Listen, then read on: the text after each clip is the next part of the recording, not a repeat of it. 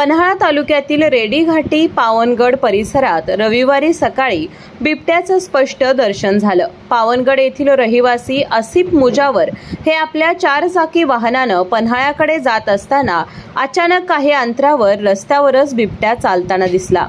आसिफ मुजावर यांनी तत्काळ आपल्या मोबाईल फोनवर या बिबट्याचा व्हिडिओ टिपला। या व्हिडिओमध्ये बिबट्या अत्यंत निवांतपणे सावधपणे गाडी समोरून जाताना दिसतो। काही वेळ तो रस्त्यावरून चालत गेला आणि नंतर झाडीत गायब झाला। थोड्याच वेळाने तो झाडीत खाली बसल्याचंही आसिफ मुजावर यांनी सांगितलं। पावनगड परिसरात गेल्या काही दिवसात बिबट्या आणि रानगवे यांचं दर्शन वारंवार होत आहे। दररोज या मार्गाने प्रवास करणारे नागरिक आणि पर्यटक यांना यामुळे भीतीचं वातावरण निर्माण झालंय। आसिफ मुजावर यांनी दुचाकीवरून या भागात प्रवास करणाऱ्यांनी अतिशय सावधानता बाळगावी अशी सूचना केली आहे। स्थानिक ग्रामस्थ आणि पर्यटक यांच्याकडून आता वन विभागाने या भागात कायमस्वरूपी चौकी उभारावी, रात्रीच्या वेळी गस्त वाढवावी आणि बिबट्याच्या हालचालींवर लक्ष ठेवावं अशी मागणी केली आहे।